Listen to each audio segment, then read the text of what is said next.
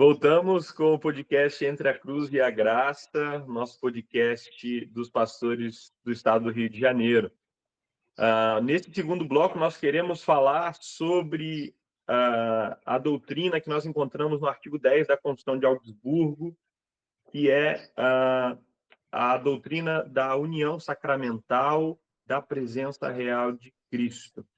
E aí eu vou pedir ao pastor Gilberto para nos ensinar um pouco mais sobre essa doutrina, o que é essa presença real, né, e qual é a importância dela na doutrina luterana. Muito bem.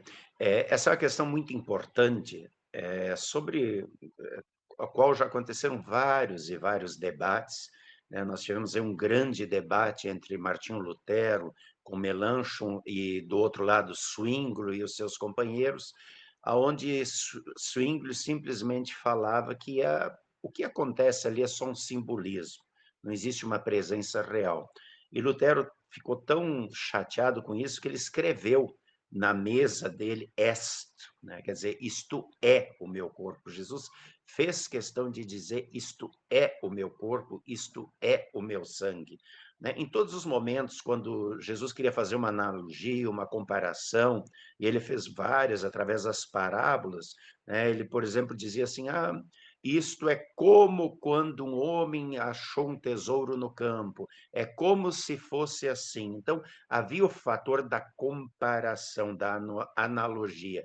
E aqui não é. Aqui não tem isso. Aqui Jesus é enfático e diz: isto é o meu corpo e isto é o meu sangue. É evidente que isso é uma questão de fé. Né? Nós não podemos entender. Jesus também nunca pediu que entendêssemos, até porque é impossível entender Deus. Para que eu entenda alguma coisa, eu tenho que estar no mesmo nível. Se eu entendesse como Jesus caminhou em cima da água, eu ia caminhar também. Se eu entendesse como é que ele transformou água em vinho, eu ia fazer também. Se eu entendesse como é que ele curou leprosos, eu ia fazer também. Então, Jesus nunca disse me entendo, porque ele sabe que isso é impossível. Ele disse creiam em mim. Então, é uma questão de fé. E nós, como cristãos luteranos, nós não discutimos a fé, nós cremos.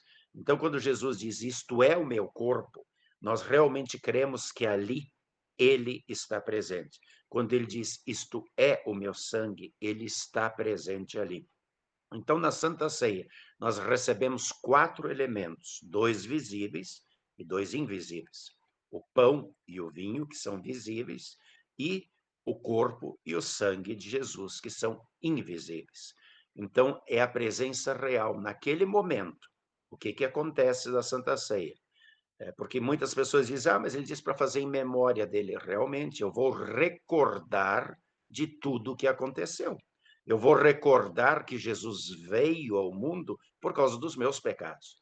Foram os meus pecados, os meus erros, as minhas maldades, as minhas transgressões que jogaram Jesus na cruz. Então eu preciso recordar isso. Eu preciso puxar na memória o que eu fiz para que Jesus fosse morto por mim. E então, valorizando essa morte de Jesus, em profundo e sincero arrependimento, eu vou na Santa Ceia. E junto com aquele vinho eu recebo aquele sangue que foi derramado na cruz. E eu sou completamente limpo, lavado. E o que acontece depois? Junto com o pão, eu recebo o corpo de Jesus. Eu sou revestido de Cristo, como diz o apóstolo Paulo. E isso acontece todas as vezes que eu vou na Santa Ceia. E deve ir sempre. Por quê? Porque todas as vezes, novamente, eu acabo transgredindo os mandamentos. Eu acabo ofendendo Deus. Muitas vezes não em atitudes, talvez até não em palavras, mas e os pensamentos? Movidos por ciúme, por inveja, por orgulho, por raiva, por ódio. Então, todas as vezes que eu ofendo a santidade de Deus, eu preciso desse perdão. E graças a Deus que esse perdão maravilhoso, ele é concedido sempre de novo na Santa Ceia. E por isso também que a gente chama, como o pastorÉrcio explicou antes, de Santa Comunhão. Eu estou ali em comum união com todos os cristãos do mundo inteiro, do passado, do presente e do futuro, recebendo aquilo que a Santa Ceia me oferece, perdão dos pecados. E no momento em que eu tenho perdão total de todos os pecados, eu tenho vida. Eu não estou morto, eu estou vivo. E se eu estou vivo, perdoado, eu tenho a certeza da salvação eterna, que é uma dádiva que Deus me dá e que, novamente, eu recebo todas as vezes que eu vou na Santa Ceia. Então, é a presença real, Jesus está ali. Por isso que foi necessário ele morrer e ressuscitar. Ele ressuscitou, né? E o corpo dele, então, nós o recebemos, como ele mesmo prometeu, neste momento da Santa Ceia. Então, não pode ser mais nem menos, é exatamente como Jesus falou. Não é uma questão de interpretação, de alegoria, ou de, mas eu acho que é assim. Não, nós seguimos aquilo que Jesus disse. Ou ficamos com o que ele disse, ou vamos inventar coisas que não condizem com a verdade bíblica. Por isso que eu falei no início, é uma questão de fé. Ou você crê ou não crê. E se você não crê, você deturpa, imagina coisas que não são a verdade. Por isso, na Santa Ceia, nós temos de fato e de verdade a presença real de Jesus. Pão, vinho, corpo e sangue. E que Deus nos abençoe nessa questão de fé, sempre de novo. Amém, amém. Obrigado, pastor Gilberto. Eu tenho a impressão de que essa interpretação luterana é vista por muitos evangélicos como algo até que radical, né? Essa questão da presença real de Cristo, né? E o pastor Gilberto comentou que tinha alguns outros opositores, digamos assim, né? Zwinglio também tinha um lado católico. O pastor Edson poderia comentar um pouco sobre isso, né? Essas interpretações que tem na Santa Ceia, de talvez outras denominações, a gente não precisa citar nomes, né? Mas talvez linhas de pensamentos teológicos que tratam muito mais daquilo que o pastor Gilberto acabou de nos alertar, né? De uma racionalização da Santa Ceia, do próprio Deus, né? Em vez de um fortalecimento da fé, numa confiança ainda mais, né? Sim, sim, Ramires. É muito interessante que o pastor Gilberto coloca, né, para nós, em termos do que eu sei que todos vão botar assim, não, é uma interpretação, mas eu ouso dizer, é uma confissão. Tá? Nós confessamos o que, de fato, está no testamento do Senhor acerca do que é a Santa Ceia. Né? Os nossos confessores, né, não criaram nada novo ali no século XVI, né, como teve esse debate de Lutero com Zwinglio, como aparece isso tanto nas confissões ali, a Confissão de Augsburgo e também a Apologia. Um pouco mais à frente, né, em 1537, quando Lutero, nos artigos de Smalcalde, reforça, né, essa confissão. De novo, é uma confissão, nós confessamos, né? Porque eu temo em substituir a palavra interpretação, porque a interpretação ela passa, de fato, por um trabalho racional. Né? Eu vou buscar aplicar aquilo que foi dito ao meu entendimento, ao meu contexto. Tá? E entendendo dessa maneira, né, nós fatalmente vamos tentar caminhar para uma conciliação, né, uma facilitação de entendimento comum, e aí nós incorremos num distanciamento, numa limitação. O pastor Gilberto colocou, né, com as palavras dele assim, é impossível nós, de fato, entendermos Deus, apreendermos Deus como ele se revela, mas ele se revela. E por que não aceitar a sua revelação? Essa tendência, né, uma tensão da natureza humana de falar assim, mas peraí, por que tem que ser assim? Não me cabe. E por que não me cabe, seja por uma racionalização, seja por uma limitação, né, ou uma apropriação indevida daquilo que está sendo oferecido por Cristo, né?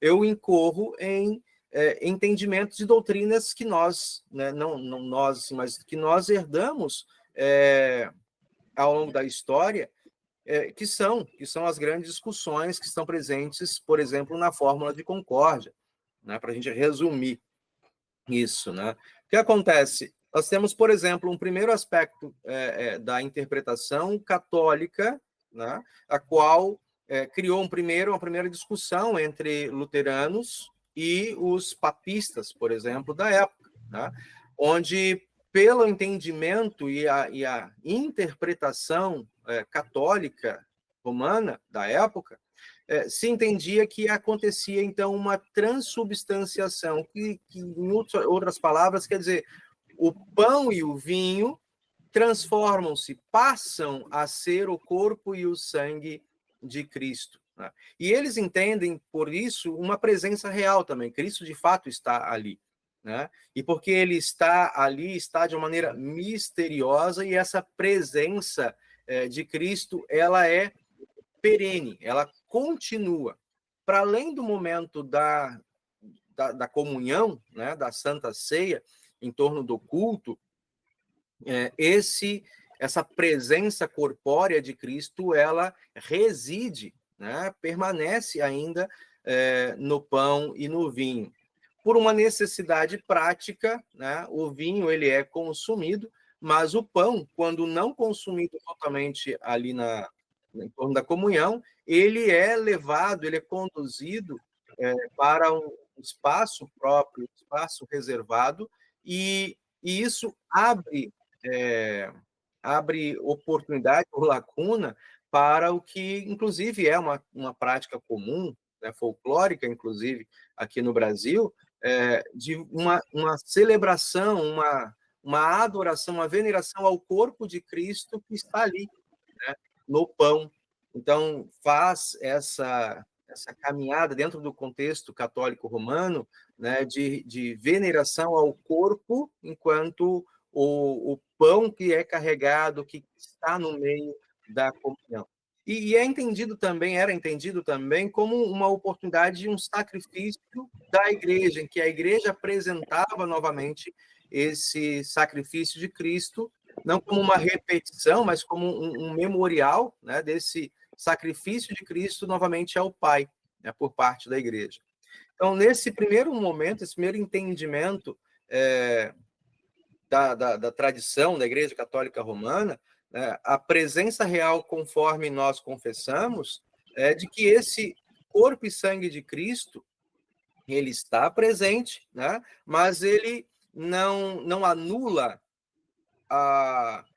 também o aspecto, como o pastor Gilberto colocou, do pão e do vinho. Eles continuam, os elementos visíveis, né, que nós temos, eles estão ali, permanecem também, né? E juntamente com eles, nós temos o ganho a partir da palavra de Cristo, do testemunho de Cristo. Eu acho que talvez aí a gente vai caminhando, né, para esse entendimento. Nós não buscamos compreender como esse corpo se faz presente no pão, né? Eu permaneço com o pão, mas eu também tenho o corpo de Cristo por um mistério, que é algo que a minha mente não compreende, né? Mas é um mistério que está ali dado no testemunho de Cristo, no seu testamento, na sua vontade revelada e aplicada por nós, né? Então, nós, diferente do pensamento e da prática católica romana, nós temos os 4 elementos. No entendimento católico romano, você tem apenas 2. Não apenas os católicos romanos, mas de uma interpretação mais antiga, você desconsidera, né, o pão, ele deixa de existir, ele perde a sua, digamos, a sua natureza, e ele é reconhecido e tratado como, de fato, o corpo do Senhor, né? E por isso decorre aí a veneração, a festa de Corpus Christi, né, o corpo do Senhor que está junto de nós, uma cerimônia que a Igreja Católica implantou no século XIII. Essa semana eu estava vendo ainda um outro encontro, né, um outro diálogo de pastores falando isso, ou seja, é muito posterior esse entendimento, muito mais dentro de uma tradição a partir da escolástica, do que, de fato, um entendimento e um testemunho da Igreja Antiga, nos primeiros 4 séculos, por exemplo, que é muita coisa para entender em termos de origem, né, compreensão original desse testemunho, né, confessional da Santa Ceia. Bom, essa é uma maneira de observar. Por outro lado, e como o pastor Gilberto falou, muito influenciado pelo pensamento renascentista, o racionalismo, tá? Nós temos a linha reformada, com o Zwinglio, né, e os seus colaboradores, que vão dizer que, de fato, a Santa Ceia é um memorial, um símbolo, né? Cristo não está ali, porque o pão, né, e o vinho não pode, enquanto matéria, apreender a majestade, a divindade. Então, Cristo permanece com o Pai no céu, né? E o que nós temos, o que se oferece, segundo essa interpretação racionalista, é apenas um momento cerimonial, né? Um simbolismo. E na minha leitura, né, quando você faz isso, você coloca você coloca o testemunho, a revelação a serviço da razão, você tem um esvaziamento, um empobrecimento, né? E algo que, por exemplo, nessas últimas semanas, conversando com pessoas que chegaram, né, para conversar, para nós, dizem assim, pastor, de fato, a maneira como vocês confessam o ensino da Santa Ceia facilita e elucida muitas coisas, porque ao olhar e ver o que Cristo está falando e o meu pregador diz que não é assim, né? Ou seja, eu não posso confiar naquilo que Jesus verbaliza pela Escritura, né? E por que eu não posso acreditar? Porque o que ele está me oferecendo, o que Cristo está me oferecendo, é muito mais rico e pleno do que aquilo que o meu pregador está me apresentando, quando ele diz assim, olha, Jesus diz, isto é o meu corpo, mas não é bem assim, né? Isso simboliza. Ou seja, será que Jesus não sabe o que ele quer dizer? Ou será que as suas palavras não são capazes, não são potentes para tornar real aquilo que ele verbaliza? Olha as, né, implicações disso. Porque quando ele diz lá em João 6,47, quem crê em mim tem a vida eterna, né? E nós vemos Jesus repetir isso de maneira muito prática ao criminoso na cruz, lá em Lucas 23, né? Em verdade te digo, hoje estarás comigo no paraíso. Essas palavras de Cristo não têm poder para tornar real aquilo que ele está manifestando, verbalizando, né? Por que não teria? Porque a minha razão não compreende. Bom, naturalmente aqui nessa conversa, né? Onde é que está o problema? É na palavra de Cristo ou é na minha capacidade de apreender, né, de confessar, ou como nós temos nas confissões, de rejeitar, uma tendência natural de rejeitar o que Cristo me oferece? A graça, e você está trazendo, a gente está nesse debate que, né, a graça ela é maravilhosa por isso, porque ela não leva em conta as minhas condições prévias para apreender o dom e a dádiva do Senhor. Ele dá, porque ele pode e porque ele quer.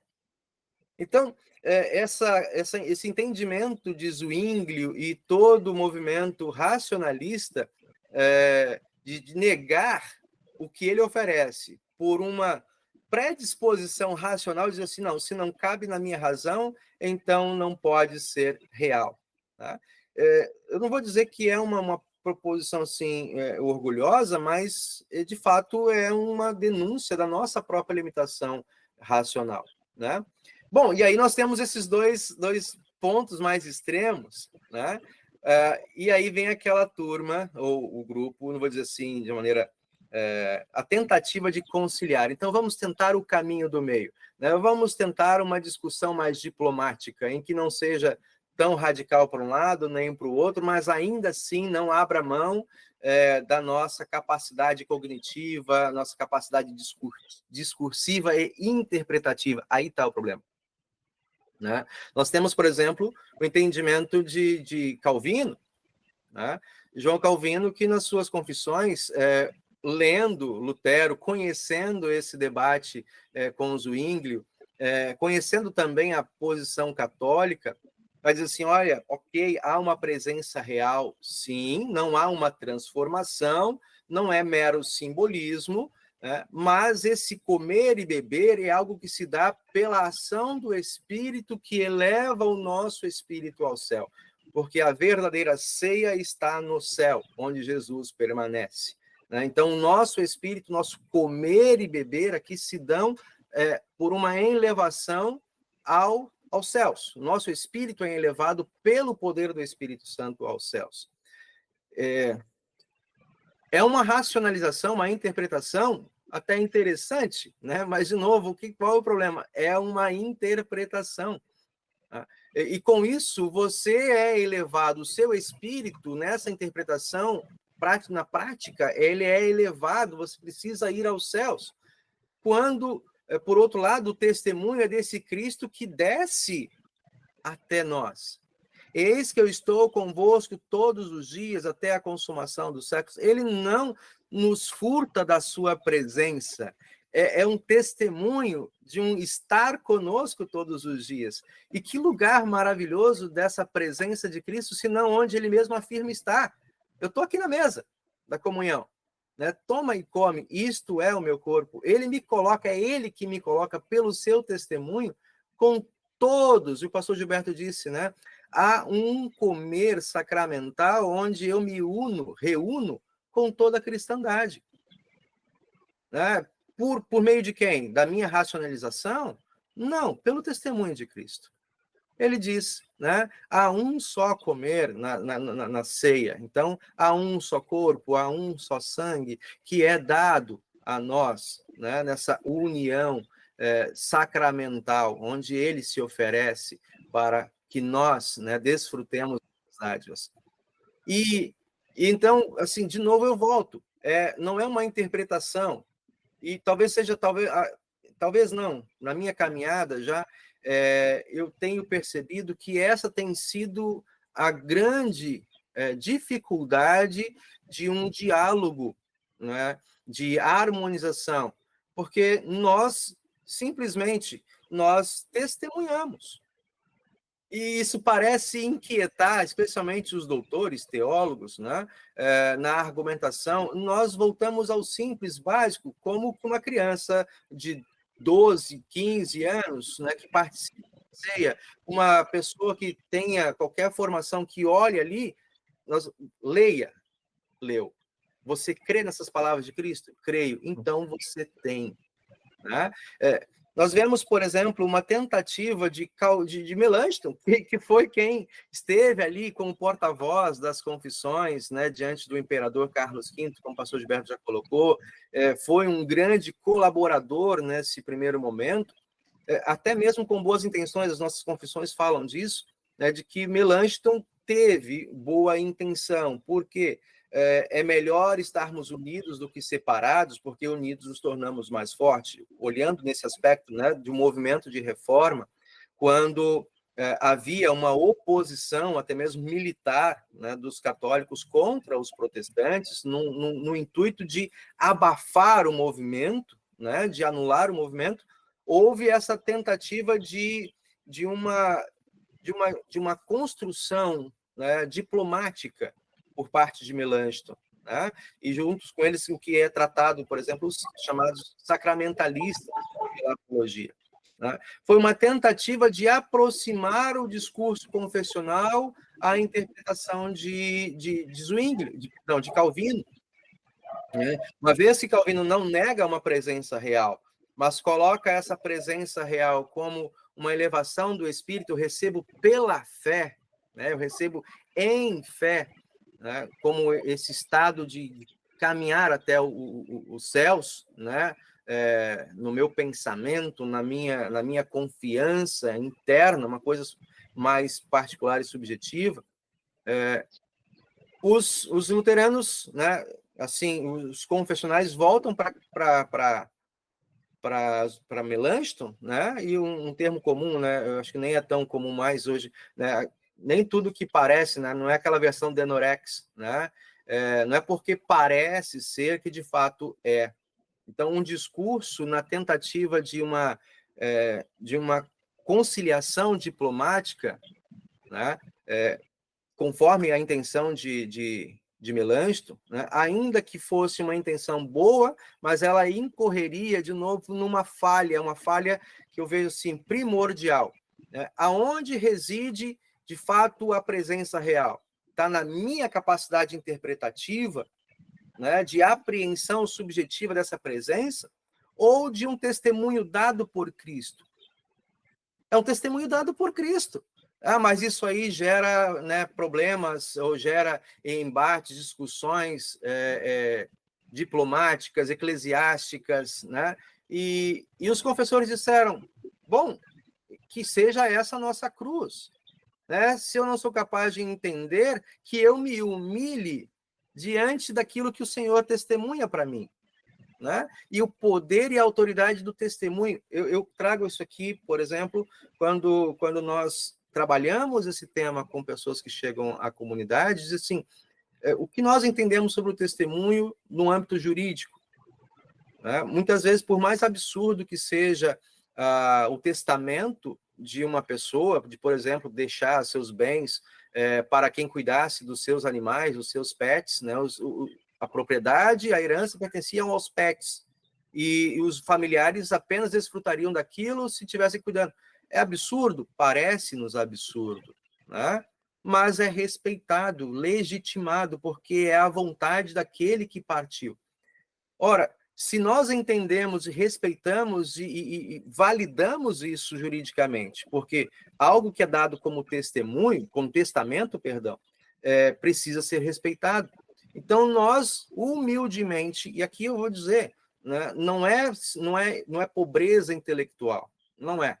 Não é preguiça também teológica, não, mas é uma disposição confessional, né? De alguém que se senta à mesa e ouve do pai, ouve da mãe as palavras, né, com confiança. Eu ouço do próprio Cristo.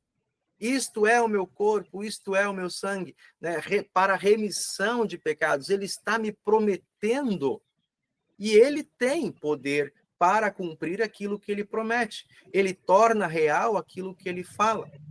Então, nas diversas e diferentes interpretações que nós vemos, né, nas diferentes linhas teológicas, sejam históricas, sejam mais recentes, né, a posição luterana às vezes é incompreendida por isso, porque nós dizemos assim, não, nós confessamos o que Cristo declara, né? Assim nós tanto recebemos para benefício, quanto retemos, né, em função do juízo que está ali afirmado pelo testemunho bíblico.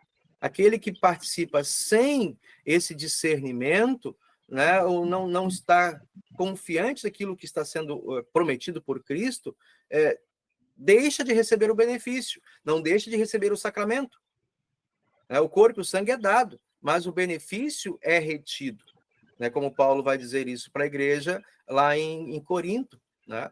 Então, essa é a nossa leitura confessional. E eu faço essa distinção aqui, me entendam bem, até se quiser a gente pode continuar avançando, mas não interpretativa. Eu prefiro utilizar a expressão confessional e não interpretativa, devido a essa limitação, né, que a língua, que o entendimento, que a cultura pode trazer para nós, como pregar uma peça, né? Em que, na necessidade de um racionalismo, eu deturpo o que, de uma maneira muito simples, está ali confessado para nós, né? Jesus deixa como testamento, isto é, então receba. E aí a gente recebe.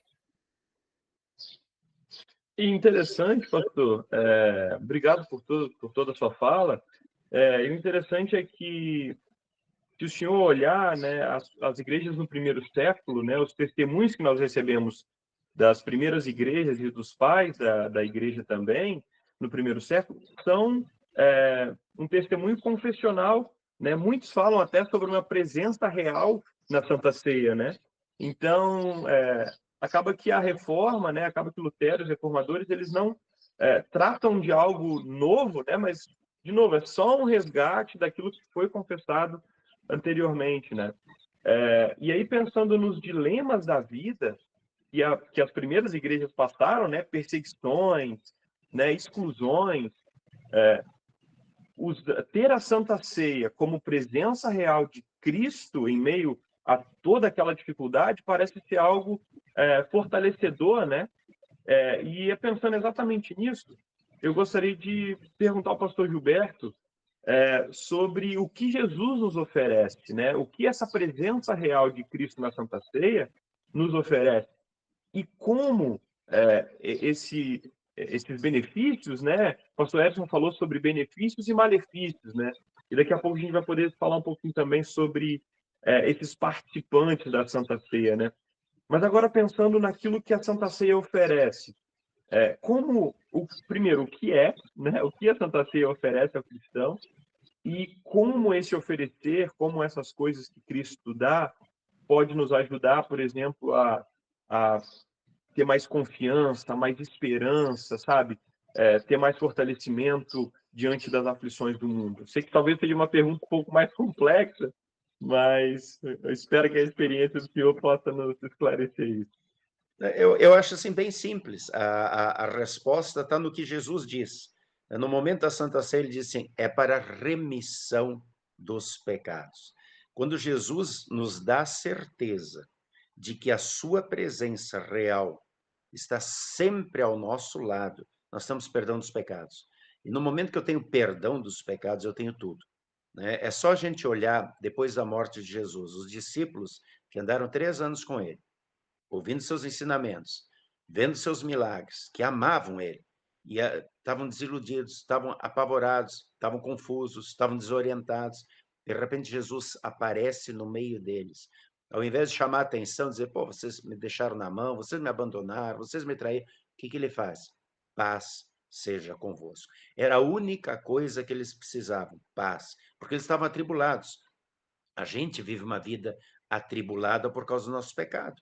Nós temos nossos conflitos pessoais, nós temos nossos conflitos familiares, nós temos nossos conflitos sociais. Por quê? Por causa da raiva, do ciúme, da inveja, do egoísmo, do ódio, do pecado, da maldade que está no nosso coração. Isso tudo nos causa inquietação. Por quê? Porque nos faz inimigos de Deus. Se somos inimigos de Deus, estamos afastados de Deus, nós estamos afastados da paz, porque Deus é paz. Jesus é o príncipe da paz. Então, quando Jesus aparece e diz assim, paz seja com vocês, ele disse, ei, esqueçam tudo que passou. Eu estou aqui, eu morri, verdade, mas eu ressuscitei. Eu vim para morrer. Eu ressuscitei, eu venci o diabo, o inferno, a morte, vocês estão perdoados. Agora vamos lá. Segurem na minha mão um passo de cada vez para frente e para o alto e vamos junto.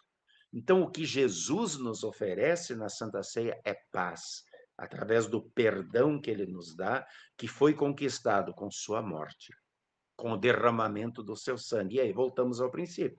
Na Santa Ceia, junto com o pão e o vinho, recebemos esse sangue, esse corpo, somos completamente perdoados.